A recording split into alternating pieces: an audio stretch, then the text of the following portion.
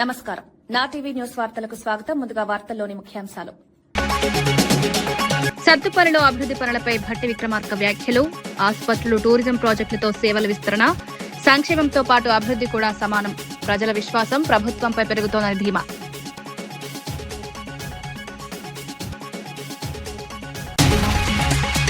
Srihari arrest చట్ట విరుద్దమని మనోహర్ రెడ్డి వ్యాఖ్య, మానవ హక్కుల ఉల్లంఘన ఘటనను అభివర్ణన, సుప్రీంకోర్టు మార్గదర్శకాలు పాటించలేదని విమర్శ, న్యాయపరమైన చర్యలు తీసుకుంటామని హెచ్చరిక.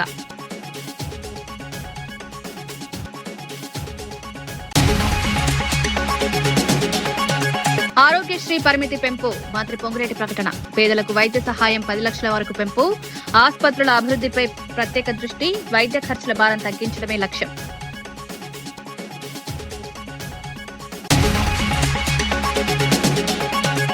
జగన్ వ్యాఖ్యలపై మంత్రి ఆనం విమర్శలు, అసంపూర్తి హార్బర్ ప్రారంభించి మోసం చేశారని ఆరోపణ, కూటమి ప్రభుత్వం అభివృద్దికి కట్టుబడి ఉందని స్పష్టం, అధికార మెజారిటీ ప్రభుత్వంపై విమర్శలు.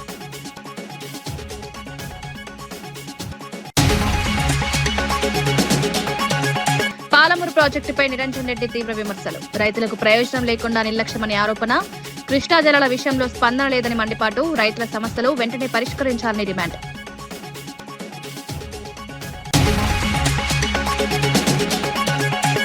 మాజీ సీఎం వైఎస్ జగన్ సిపిఆర్ఓ పూడి శ్రీహరి అరెస్టుపై తిరుపతి ఎంపీ గురుమూర్తి తీవ్రంగా స్పందించారు.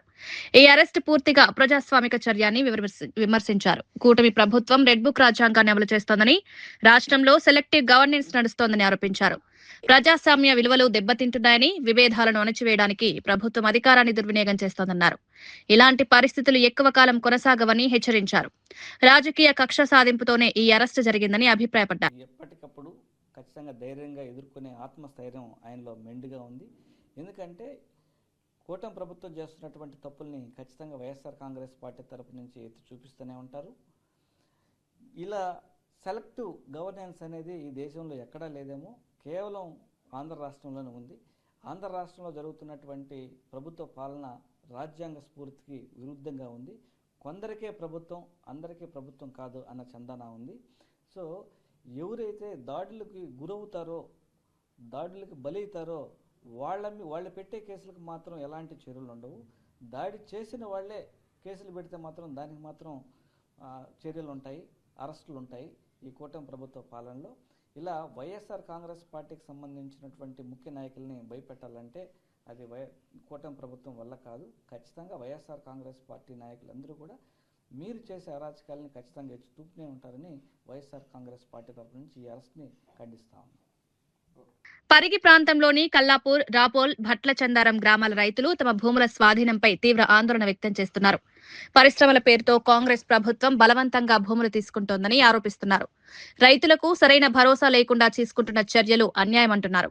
కౌలు రైతులు, కూలీలకు హామీ ఇచ్చిన ఆర్థిక సహాయం కూడా అందడం లేదని మండిపడుతున్నారు. ఇచ్చిన మాటలు అమలు కాకపోవడంతో ప్రభుత్వంపై నమ్మకం కోల్పోయామని చెప్తున్నారు. అదే మోసం చరిత్ర చూస్తున్నాం కాబట్టి ఇలా నమ్మకం లేదు. మరి పరిగిలో 1200 ఎకరాలు గుంజుకుంటే అన్న 1000 ఎకరాలు కూడా అసైన్డ్ భూములే ఉన్నాయి. మిగతా 200 పట్టా భూములు ఉన్నాయి. ఆ మిగతా 200 కూడా మొత్తం చిన్న సన్న రైతులే ఉన్నారు. అందరు కూడా ఎస్సీ, ఎస్టీ, బీసీ, మైనారిటీలు వీళ్ళ భూములే ఉన్నాయి తప్పితే ఎవరి కూడా పెద్దవాళ్ళ భూములు లేవు. ఎందుకు ఈ మాట అంటున్నామంటే తక్కువ భూములు ఉన్నాయి చిన్నోళ్ళ దగ్గర, ఉన్న ఆ భూములు కూడా గుంజుకున్నారు. వైఎస్ఆర్సీపీ ప్రధాన కార్యదర్శి పూడి శ్రీహరి అరెస్టుపై మాజీ ఎమ్మెల్యే కాసు మహేష్ రెడ్డి తీవ్ర విమర్శలు చేశారు. ప్రభుత్వ అసమర్థతలను బయటపెట్టడమే నేరమైందన్నారు. మీడియా ద్వారా ప్రజలకు నిజాలు చెప్తున్నందుకు కక్ష సాధింపుతో అరెస్టు జరిగిందని ఆరోపించారు. చంద్రబాబు ప్రభుత్వం ప్రజాస్వామ్యాన్ని అణచివేస్తోందని మండిపడ్డారు. రాజకీయ విభేదాలను అణగదొక్కేందుకు అధికారాన్ని ఉపయోగిస్తున్నారని విమర్శించారు. గతంలో ఫ్రాక్షనిజం అంటే ఏదో ఒక నియోజకవర్గానికో ప్రాంతానికో పరిమితమయ్యేది. కానీ ఈ రోజున చంద్రబాబు నాయుడు గారు చేస్తున్న రాజకీయం 2 పార్టీల మీద ఫ్రాక్షన్ నడిపినట్టుంది. ఎవరో ఎక్కడో సోషల్ మీడియా పోస్టు పెడితే దానికి రాష్ట్ర ప్రధాన కార్యదర్శిని అరెస్ట్ చేయడం ఎంతవరకు సమంజసం ఆలోచించుకోండి. ఇదే ధోరణి కొనసాగితే రేపు తెలుగుదేశంలో ఉన్న పత్రికలు కావచ్చు, పత్రికాధిపతులు కావచ్చు, విలేకరులు కావచ్చు, లేదు సోషల్ మీడియా వాళ్ళు కావచ్చు, ఎటువంటి పరిస్థితులు ఎదుర్కోవాల్సి వస్తుందో జగన్మోహన్ రెడ్డి గారి చేతుల్లో ఆలోచించుకోమని చెప్తున్నా. కానీ ఆలోచించే పరిస్థితిలో చంద్రబాబు నాయుడు గారు లేరు. ఫ్రాక్షనిజాన్ని కొనసాగిస్తున్నాడు. దీనికి ప్రతిఫలం 3 సంవత్సరాల తర్వాత జగన్మోహన్ రెడ్డి గారు ముఖ్యమంత్రి అయిన తర్వాత తప్పకుండా అనుభవిస్తారని తెలియజేస్తారు. పూడి శ్రీహరి అరెస్టు చట్టవిరుద్ధమని వైఎస్ఆర్సీపీ లీగల్ సెల్ అధ్యక్షుడు మనోహర్ రెడ్డి తెలిపారు. ఈ అరెస్టు మానవ హక్కుల ఉల్లంఘన కిందికి వస్తుందన్నారు.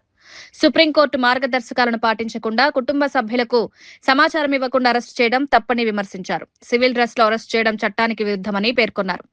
ఈ ఘటనపై న్యాయపరమైన చర్యలు తీసుకుంటామని హెచ్చరించారు. ప్రజాస్వామ్య వ్యవస్థను కాపాడాల్సిన బాధ్యత ప్రభుత్వంపై ఉందని గుర్తు చేశారు. అక్రమంగా అరెస్టు చేయడం అనేది, మానవ హక్కులను హరించడం అనేది స్పష్టంగా తెలియజేయదలుచుకున్నాం. ఎందుకంటే కనీసం డీకే బస్సు జడ్జిమెంట్ ప్రకారం, సుప్రీంకోర్టు జడ్జిమెంట్ ప్రకారం అందులో పొందుపరిచిన తీర్పులో స్పష్టంగా పేర్కొన్నారు, మీరు అరెస్టు చేసేటప్పుడు వాళ్ళ కుటుంబ సభ్యులకు కనీసం సమాచారం తెలియజేయకపోతే అది ఇల్లీగల్ అరెస్టుగా భావించి వారిపైన తగిన చర్యలు తీసుకోవాల్సి వస్తుందని చెప్పి. రెండో అంశం, అసలు పోలీసు వాళ్ళకి ఎవరు ఇచ్చారు అసలు డ్రెస్సులు లేకుండా అరెస్ట్ చేయడం? సివిల్ డ్రెస్సుల్లో వచ్చి ఎవరు గుండాలా మీరు, లేకపోతే రౌడీలా? కనీసం పోలీసు వాళ్ళు ఆ డ్రెస్సులో అన్న వచ్చి అరెస్ట్ చేయాలి కదా. అది కూడా చట్టవిరుద్ధమే. అది కూడా అనేక తీర్పులు చెప్తున్నాయి. ఇట్లాంటి పోలీసులు ఏదైనా సివిల్ డ్రెస్సులో ఇట్లా రావడం అనేది దుర్మార్గమైంది, అది తప్పుడు విధానము, అది రాజ్యాంగ సూత్రాలకు విరుద్ధమని స్పష్టంగా చెప్తున్నప్పటికీ వాళ్ళు సివిల్ డ్రెస్లో వచ్చి రౌడీల్లాగా బిహేవ్ చేసి అరెస్ట్ చేయడం చాలా అప్రజాస్వామ్యం. అది కూడా వీటిల్లో ఇది ఏ కేసుకు సంబంధించి అరెస్ట్ చేస్తున్నారో తెలియదు, ఎవరికి ఇంటిమేట్ చేస్తున్నారో తెలియదు, లేకపోతే పోలీసులు చేస్తున్నారా, రౌడీలు వచ్చారా అని తెలియదు. నిన్న డీజీపీ గారు స్టేట్మెంట్ ఇస్తే సంతోషించాం. ఈ రాష్ట్రంలో సోషల్ మీడియాను ఉక్కు పాదంతో అణచివేస్తామని చెప్పి. ఎందుకంటే ఇవాళ వాళ్ళ దృష్టిలో సోషల్ మీడియా అంటే మొట్టమొదటి ఈ స్టేట్మెంట్ ప్రభావం ప్రకారం ఇవాళ మా వైఎస్ఆర్సీపీ రాష్ట్ర కార్యదర్శి మీడియా వ్యవహారాలు చూసే పూడి శ్రీహరి గారిని మొట్టమొదటి టార్గెట్గా భావించడం అని మేము భావిస్తున్నాం. ఎందుకంటే నిన్ననే ఒక థింక్ అనే ఒక సోషల్ మీడియాలో ఒక యూట్యూబ్ ఛానల్లో జగన్మోహన్ రెడ్డి గారి సతీమణి గురించి, జగన్మోహన్ రెడ్డి గారి వ్యక్తిగత కుటుంబ వ్యవహారాల గురించి నిరాధారమైన ఆరోపణలు చేసి రాష్ట్ర వ్యాప్తంగా అది. వైఎస్ఆర్సీపీ నేత సజ్జల రామకృష్ణారెడ్డి పూడి శ్రీహరిపై అరెస్టుపై తీవ్రంగా స్పందించారు. ఎలాంటి ముందస్తు నోటీసు ఇవ్వకుండా అక్రమంగా అరెస్టు చేశారని ఆరోపించారు. పోలీసులు వచ్చి తీసుకువెళ్లే విధానం చూస్తే అది చట్టబద్దమా లేక గూండాల చర్యలా అనిపించిందన్నారు.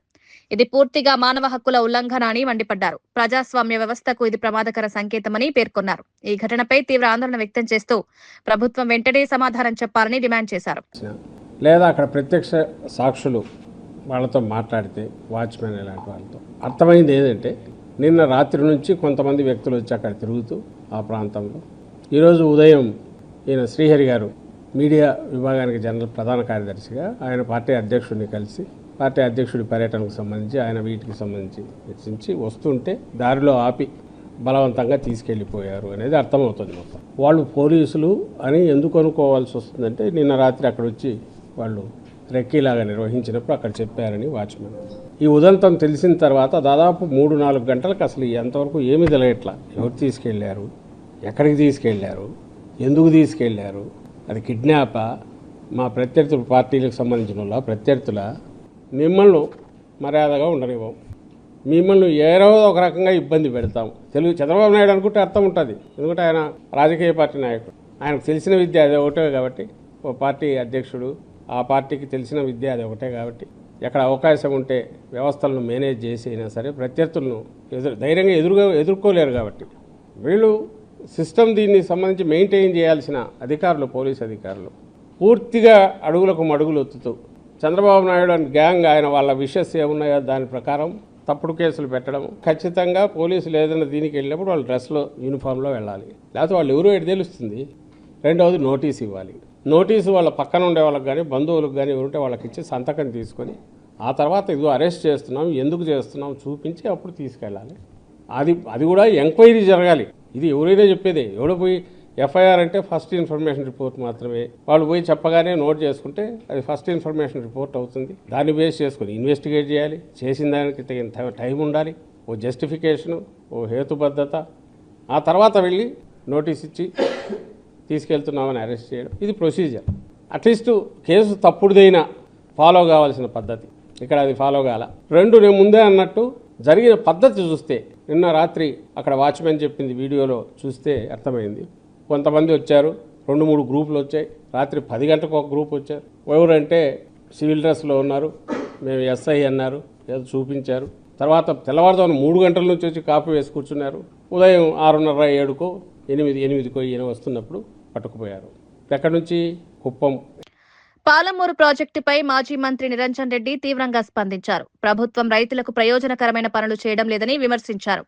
పాలమూరు రంగారెడ్డి ప్రాజెక్టుకు సంబంధించిన పనులు పూర్తయినా సీఎం సమీక్ష చేయలేదన్నారు. కృష్ణా జలాలను ఇతర రాష్ట్రాలు తీసుకువెళ్తున్నా ప్రభుత్వం స్పందించడం లేదని మండిపడ్డారు. కొల్లాపూర్ ప్రాంతానికి నష్టం జరుగుతున్నా మంత్రి జూపల్లి స్పందించడం లేదని ఆరోపించారు. రైతుల సమస్యలను పట్టించుకోకుండా ప్రభుత్వం నిర్లక్ష్యంగా వ్యవహరిస్తోందని విమర్శించారు. వెంటనే చర్యలు తీసుకోవాలని డిమాండ్ చేశారు.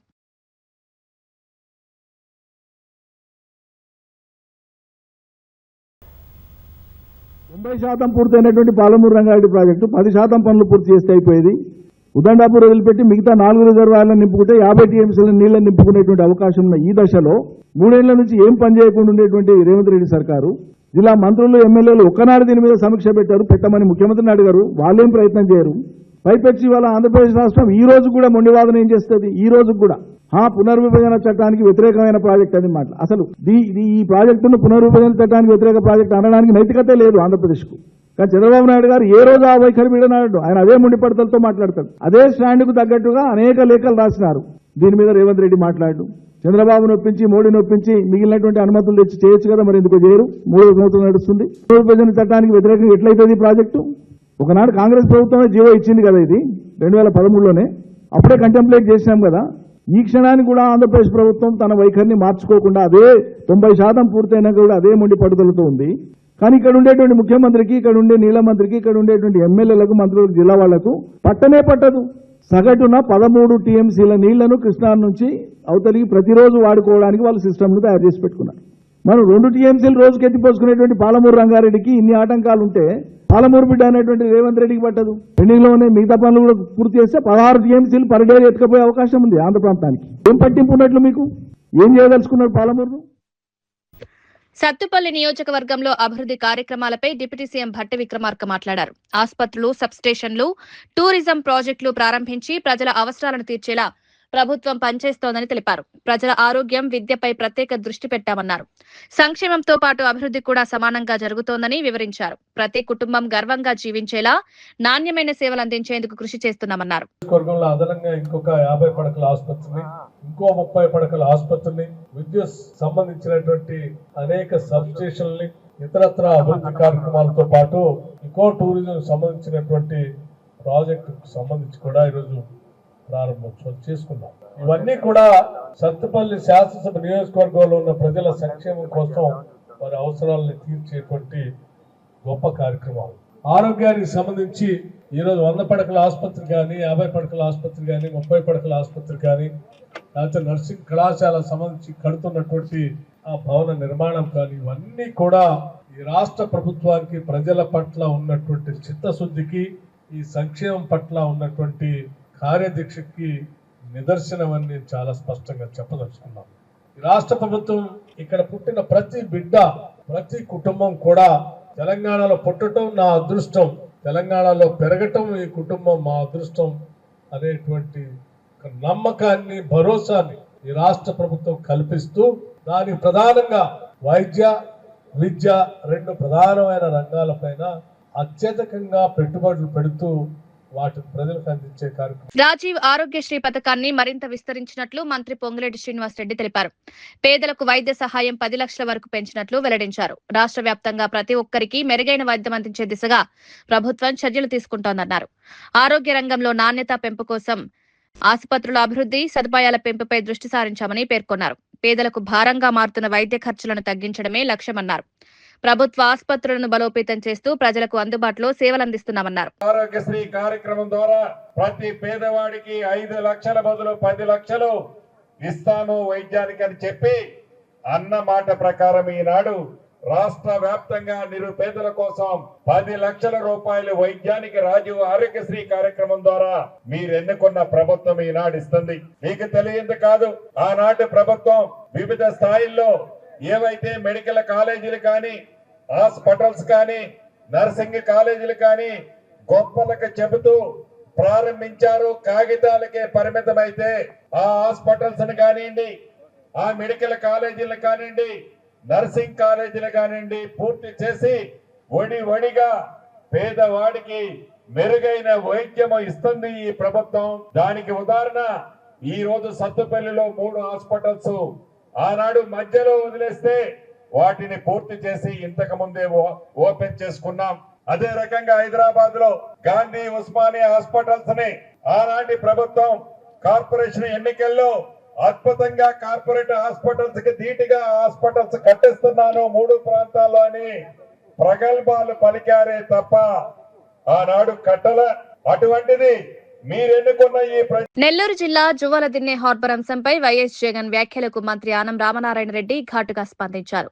అసంపూర్తిగా ఉన్న హార్బర్ ను ఎన్నికల ముందు ప్రారంభించి మత్స్యకారులను జగన్ మోసం చేశారని ఆరోపించారు. కూటమి ప్రభుత్వం టెక్నాలజీతో మత్స్యకారులకు ఉపాధి కల్పిస్తుంటే జగన్ రాజకీయాలు చేస్తున్నారని విమర్శించారు. తక్కువ సీట్లున్న నాయకుడు అధిక మెజారిటీ ఉన్న ప్రభుత్వానికి హెచ్చరికలు ఇవ్వడం హాస్యాస్పదమని ఎద్దేవా చేశారు. పొందాలని చేసేటువంటి ప్రయత్నమే తప్ప వేరొకటి కాదు. ఇవాళ మీరు చేసిన పని అదే. ఈనాడు అటానమస్ మ్యారిటైమ్ షిప్ యార్డ్ని ఏర్పాటు చేస్తున్నాం, ఉపాధిని కల్పించే ప్రయత్నం చేస్తున్నాం.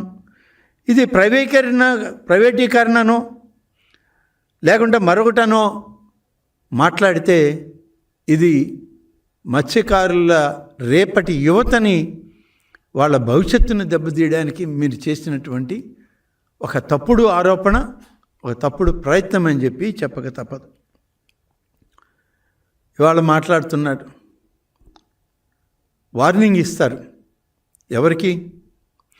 94% స్ట్రైక్ రేట్తో ఈ రాష్ట్ర ప్రజానీకం భారతీయ జనతా పార్టీ, జనసేన పార్టీ, తెలుగుదేశం పార్టీల నాయకుడిగా ఇవాళ రాష్ట్ర ముఖ్యమంత్రిగా ఉన్న చంద్రబాబు నాయుడికి వార్నింగ్ ఇస్తాడు. ఈయన నీ స్థాయి 11 స్థానాలు, చంద్రబాబు నాయుడు స్థాయి 164 స్థానాలు. నువ్వు మాట్లాడేటప్పుడు నీ స్థాయి ఏందో తెలుసుకోవాలి కదా, నీ హోదా ఏందో తెలుసుకోవాలి కదా. ఈ రాష్ట్ర ప్రజానీకం నీకు ప్రతిపక్ష హోదా కూడా ఇవ్వలేదని నువ్వే చెప్పుకున్నావు. నీ 11 స్థానాల వాళ్ళని అసెంబ్లీకి రానికుండా చేశావు. 11వ తారీఖున జరిగే అసెంబ్లీకి 11 మంది శాసనసభ్యులతో వచ్చి 11 నిమిషాలు కూడా ఉండకుండా పారిపోయిన పెద్ద మనిషివి నువ్వు చంద్రబాబు నాయుడు గారికి వార్నింగ్ ఇస్తావా? అంత శక్తి నీకుందా? ఊరికే నోరుందని ఏదని. తనపై వస్తున్న ఆరోపణలపై ప్రముఖ గాయని మంగ్లీ భావోద్వేగానికి లోనయ్యారు. తాను పాటల ప్రపంచం తప్ప మరేమీ తెలియదని పేర్కొన్నారు. తన పేరు వాడుకుని కొందరు డబ్బులు వసూలు చేస్తున్నారని ఆవేదన వ్యక్తం చేశారు. తప్పు నిరూపితమైతే ఏ శిక్షకైనా సిద్ధమని తెలిపారు.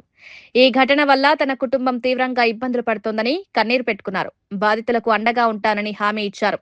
నిందితులపై కఠిన చర్యలు తీసుకోవాలని డీజీపీని కోరినట్లు వెల్లడించారు. మీరు పెట్టేదానికి కింద కామెంట్లు చూసి కుమిలిపోతున్నా, నా వల్ల కావట్లేదు. అసలు దయచేసి చెప్తున్నా, నేను తప్పు చేస్తే మళ్ళీ చెప్తున్నా, నన్ను ఎక్కడికైనా పిలవండి, నేను ఎక్కడికన్నా రానికి సిద్ధం. ఏ పోలీస్ స్టేషన్ గడప తొక్కనికన్నా సిద్ధం, జైలుకి పోవడానికి కూడా సిద్ధం. నాకు అసలు ఆ బాధితుల్ని చూస్తుంటే ప్రాణం పోతే చాలా బాధ అనిపిస్తుంది. వాళ్ళు నా మీద అనిపిస్తున్నా కూడా మంగ్లీ అని చెప్పి, ఏమీ లేని మంగ్లీ అక్కడ, అసలు మంగ్లీకి సంబంధమే లేదు. వాళ్ళు చెప్తున్న బాధ అనిపిస్తుంది నాకు. ఎందుకంటే ఆ పేదరికం నుంచి నేను వచ్చాను, నాకు తెలుసు అది ఆ పెయిన్ ఎట్లుంటది అనేది. వాళ్ళ దగ్గర నుంచి వాళ్ళని ఏమనాలి అసలు నాకు అర్థం కావట్లేదు నోటితో.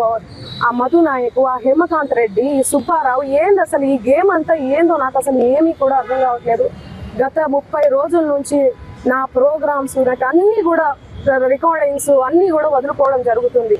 నాకు అసలు దయచేసి చెప్తున్నా, చేతులు జోడించి చెప్తున్నా, నా తప్పు ఉంటే నన్ను ఏ శిక్ష విధించినా కూడా నేను పడడానికి నేను రెడీ.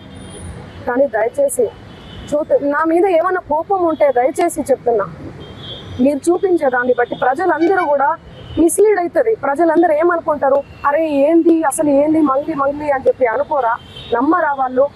డౌట్ వస్తుంది కదా. ఎంత ప్రేమించే నన్ను, ఎంత ప్రేమించే నా పాటలను హేట్ చేస్తున్నారు. అది దేనివల్ల? మీడియా వల్లనే కదా. మన media, social media, main stream media వల్లనే కదా. దయచేసి చెప్తున్నా, నేను రిక్వెస్ట్ చేస్తున్నా మీ అందరికీ.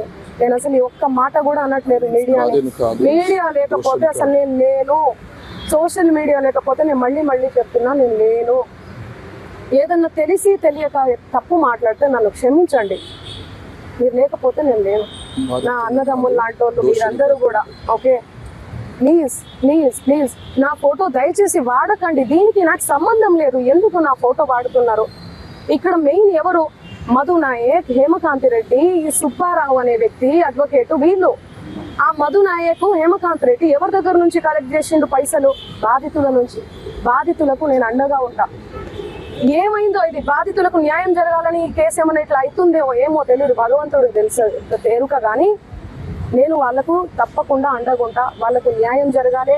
ఈ మధు నాయక్ని, హేమకాంత్ రెడ్డి గారిని, నా మీద బ్యాడ్గా దుష్ప్రచారం చేసిన అన్ని సోషల్ మీడియా ఛానల్స్ అన్నీ కూడా తిరిగి దుష్ప్రచారం చేసినటువంటి ఆ సుబ్బారావు గారికి కూడా చేతులెత్తి దండం పెడుతున్నా. వాళ్ళని కఠినంగా శిక్షించాలి అని చెప్పి పోలీస్ శాఖ నేను కోరుతున్నా. ఇన్వెస్టిగేషన్ చేయాలి, ఫెయిర్ ఇన్వెస్టిగేషన్ చేయాలి. మహిళా రిజర్వేషన్ బిల్లు, డీలిమిటేషన్ అంశాలపై కాంగ్రెస్ అధ్యక్షుడు మల్లికార్జున ఖర్గే కేంద్ర ప్రభుత్వంపై తీవ్ర విమర్శలు చేశారు. ప్రతిపక్షాలను అణచివేయడానికే కేంద్రం ఈ చర్యలు తీసుకుంటోందని మండిపడ్డారు. డీలిమిటేషన్ పేరుతో కేంద్రం రాజకీయ లాభాల కోసం ప్రయత్నిస్తోందని ఆరోపించారు. ఈ ప్రక్రియను తాము అంగీకరించబోమని స్పష్టం చేశారు. జమ్మూ కాశ్మీర్, అస్సాంలో జరిగిన తప్పిదాలు మళ్లీ జరగనివ్వమని హెచ్చరించారు. పార్లమెంట్లో ప్రతిపక్షాలు ఐక్యంగా పోరాడతాయని తెలిపారు.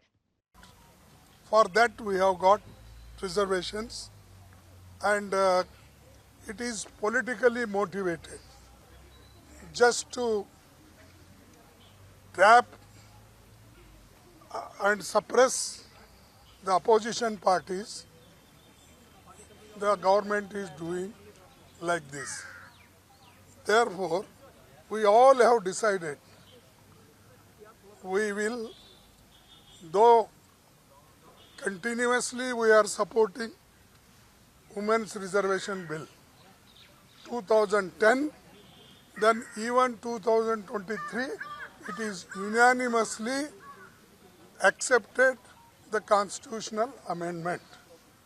And we are insisting that they should implement that whatever earlier amendment is passed. And secondly, that delimitation, they are also playing some tricks. Therefore, all party we are going to take one stand.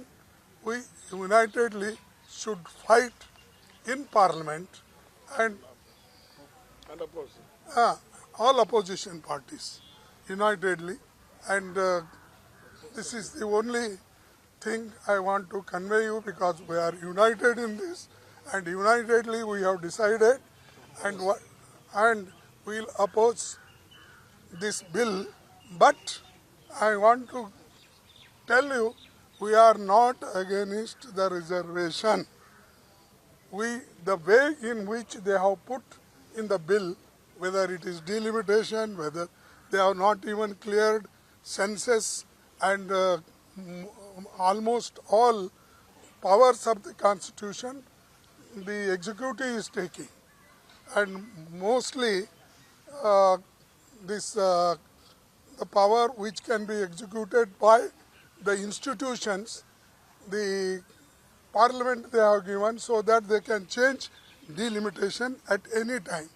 And they have done mistakes, or they have already deceived us in our Assam and also our Jammu and Kashmir, several places. So therefore, we will fight. Tamil Nadu రాజకీయాల్లో సినీ నటుడు విజయ్ ప్రచారం హోరెత్తోంది. చెన్నైలోని త్యాగరాయ నగర్ నియోజకవర్గంలో ఆయన భారీగా ప్రచారం నిర్వహించారు. ప్రజల్లోకి వెళ్లి తనదైన శైలిలో ఆకట్టుకుంటున్నారు. అభిమానులు, ప్రజలు పెద్ద ఎత్తున స్పందిస్తూ మద్దతు తెలుపుతున్నారు. అయితే ప్రచార సమయాలపై పోలీసులు ఆంక్షలు విధించడం రాజకీయంగా చర్చకు దారితీసింది. కొత్త రాజకీయ శక్తిగా ఎదుగుతున్న విజయ్ ప్రభావం రాష్ట్ర రాజకీయాల్లో కీలకంగా మారుతోంది. రాబోయే ఎన్నికల్లో ఆయన పార్టీ ప్రభావం ఎలా ఉంటుందనేది ఆసక్తి నెలకొంది.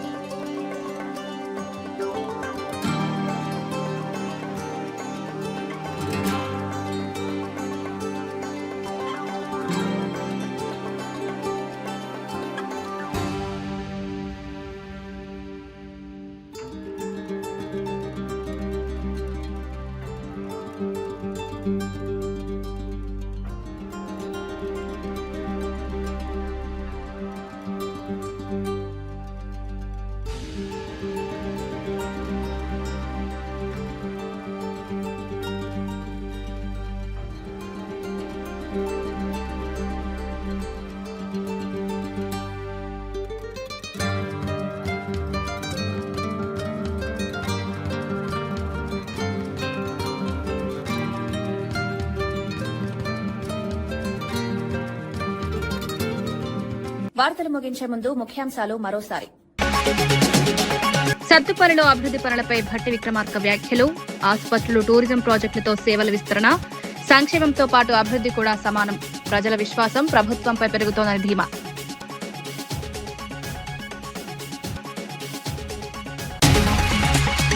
శ్రీహరి అరెస్టు చట్ట విరుద్దమని మనోహర్ రెడ్డి వ్యాఖ్య. మానవ హక్కుల ఉల్లంఘన ఘటనను అభివర్ణన. సుప్రీంకోర్టు మార్గదర్శకాలు పాటించలేదని విమర్శ. న్యాయపరమైన చర్యలు తీసుకుంటామని హెచ్చరిక.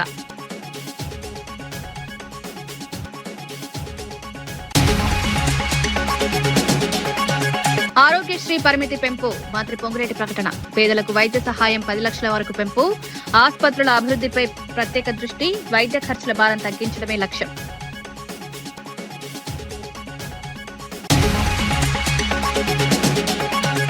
జగన్ వ్యాఖ్యలపై మంత్రి ఆనం విమర్శలు.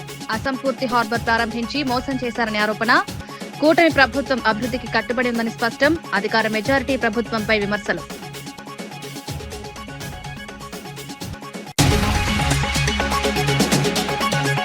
పాలమూరు ప్రాజెక్టుపై నిరంజన్ రెడ్డి తీవ్ర విమర్శలు. రైతులకు ప్రయోజనం లేకుండా నిర్లక్ష్యమని ఆరోపణ. కృష్ణా జలాల విషయంలో స్పందన లేదని మండిపాటు. రైతుల సమస్యలు వెంటనే పరిష్కరించాలని డిమాండ్.